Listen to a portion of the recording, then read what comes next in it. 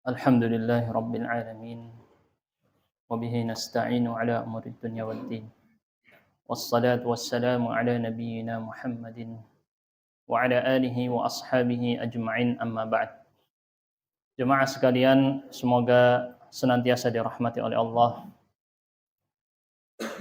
Allah Subhanahu wa taala berfirman di dalam Al-Qur'an, wa qala ar-rasulu ya rabbi inna qaumi ittakhadhu hadzal qur'ana mahjura.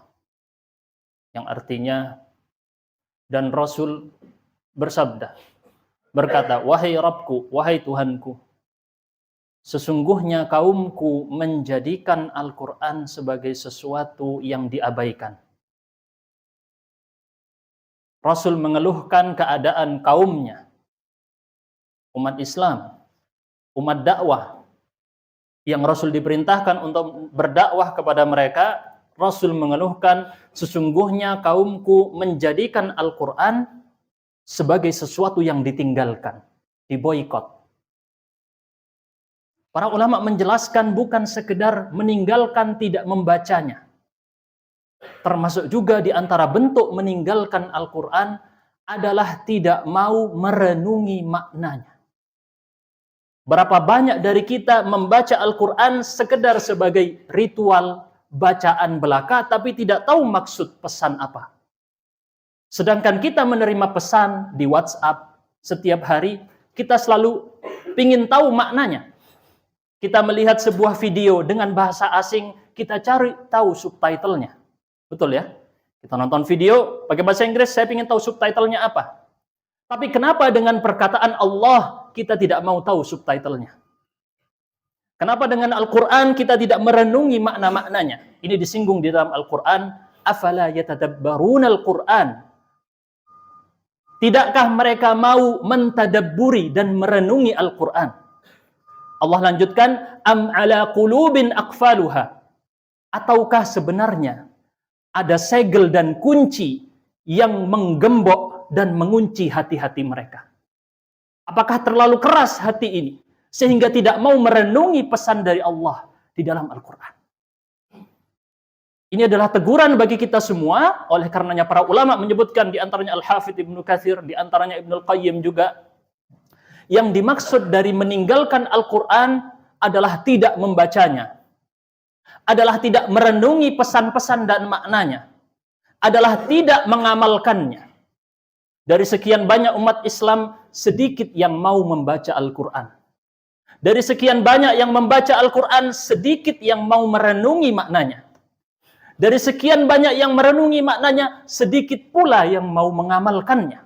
Dan dari sekian banyak yang mengamalkannya, sedikit pula yang ikhlas di dalam mengamalkannya. Maka bahagialah orang yang termasuk dari sedikit, yang sedikit itu tadi. Oleh karena jemaah sekalian, penting sekali dalam merenungi firman Allah, kita kembalikan firman tadi kepada bahasa yang Allah pilihkan. Allah tidak sembarang memilih bahasa. Allah sengaja memilih bahasa Arab sebagai bahasa wahyu terakhirnya. Bukan kebetulan. Bukan kebetulan. Allah pilih karena bahasa Arab sebagai bahasa yang paling sempurna yang ada di atas muka bumi ini. Allah pilih sebagai bahasa wahyu terakhir. Allah berfirman di dalam Al-Quran, wa kadzalika auhayna ilaika Qur'anan Arabiyyan. Demikian kami wahyukan kepadamu Al-Quran dalam bahasa Arab. Litunzira ummal qura wa man haulaha. Dengan tujuan engkau Muhammad memperingatkan ummal qura. Ibu, al-qura, kota-kota. Ibu pusat peradaban dunia, yang dimaksud adalah Makkah sebagai ibu kota dunia. Engkau memperingatkan ummal qura, ibu kota dunia, yakni Makkah, wa man haulaha, dan siapapun yang ada di sekelilingnya. Sebab Makkah adalah pusat yang berada tepat di tengah dunia. Maka ketika itu pesan akan tersampaikan dengan sangat luas apabila disuarakan dari tengah-tengahnya. Allah memilih dengan sengaja, bukan kebetulan. Oleh karenanya jemaah sekalian, setelah kita tahu bahwa bahasa Arab adalah bahasa yang Allah pilih, tidak hanya itu saja, bahkan Allah menjaga Al-Quran dengan bahasa Arab. Allah berfirman, "Inna nahnu nazzalna dzikra wa inna lahu lahafizun." Kamilah yang menurunkan Al-Qur'an dan kami pula, yakni Allah langsung yang menjaga Al-Qur'an ini. Bukan kita. Allah yang menjaga Al-Qur'an ini sehingga Al-Qur'an terjaga 1400 tahun lebih tanpa ada perubahan satu titik pun. Satu huruf pun tidak berubah. Semua murni sebagaimana dulu turun kepada Rasulullah Muhammad sallallahu alaihi wasallam. Dan inilah yang kemudian membuat bahasa Arab adalah bahasa yang tidak pernah berubah.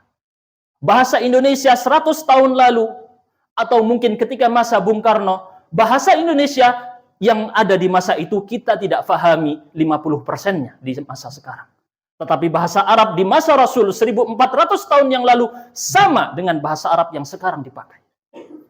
Ini di antara keajaiban daripada Allah memilih bahasa Arab sebagai bahasa yang menjaga keutuhan dan kemurnian Al-Quran. Ditambah yang lain pula Allah berfirman dalam Al-Quran, "Inna ja'alnahu Qur'anan Arabiyyan la'allakum ta'qilun." Kami menjadikan Quran dalam bahasa Arab agar kalian berakal. Agar kalian menjadi tambah cerdas. Para ulama menafsirkan seperti misalnya perkataan Syu'bah Ibn al-Hajjaj, "Ta'allamul Arabiyyah fa innaha tazidu fil aql." Pelajarilah bahasa Arab karena bahasa Arab dapat menambah kecerdasan otak.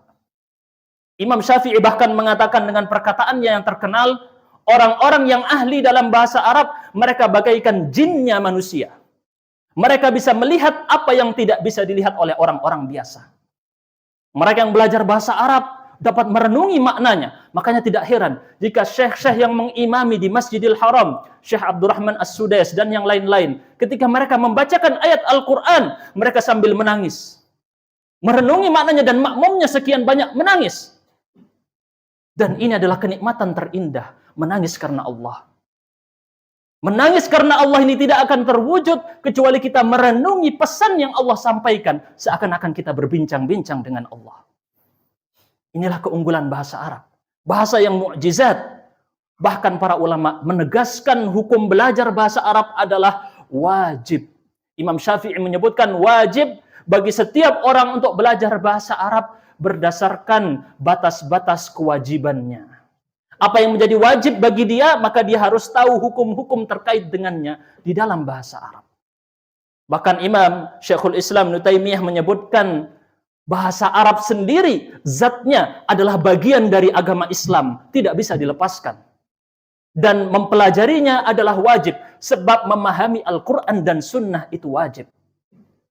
Sesuatu yang wajib, jika tidak dapat dilakukan atau menuju kepadanya kecuali dengan sesuatu tersebut, maka perantara tadi naik hukumnya menjadi wajib juga.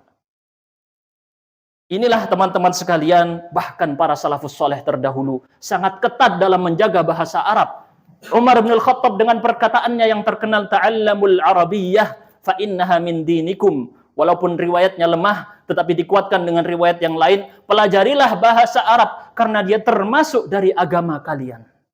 Dalam riwayat yang lain dalam Sunan Ad-Darimi dengan sanad yang sahih, beliau mengatakan, "Ta'allamul faraida wal lahna was sunan kama ta'allamunal Qur'an." Pelajarilah fikih waris, bahasa Arab, dan sunnah-sunnah Rasul sebagaimana kalian mempelajari Al-Quran. Hukumnya sama, wajibnya sama.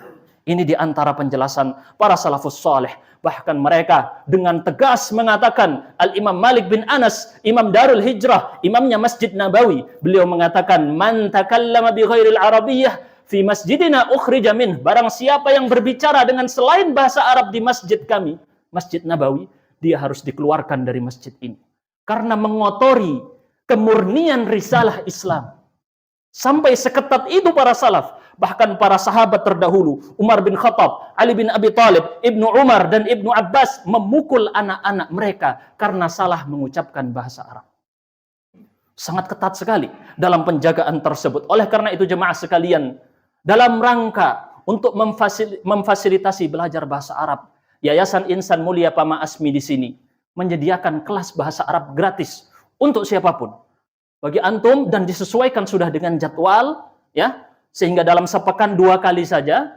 Bagi yang shift malam bisa ikut sore, bagi yang shift pagi bisa ikut malam. Disesuaikan dengan jadwal yang tepat, insya Allah cocok dengan waktu antum. Dan tidak mengambil waktu lama, sebentar saja. Dan metodenya juga kita menggunakan metode modern. bukan metode klasik ya, metode modern dengan gambar, dengan audio, dilatih langsung dengan bahasa Arab yang murni asli dari native ya. Insya Allah ini akan kita laksanakan dalam waktu ke depan. Bagi yang ingin mendaftar bisa hubungi kepada Pak Syahidin ya, atau juga kepada Pak Fauzan, atau cek di grup WhatsApp Sahabat Al-Muhajirin. Barakallahu fikum, subhanakallahumma bihamdika, asyhadu an la ilaha illa anta, astaghfiruka wa atubu ilaik. Wassalamualaikum warahmatullahi wabarakatuh.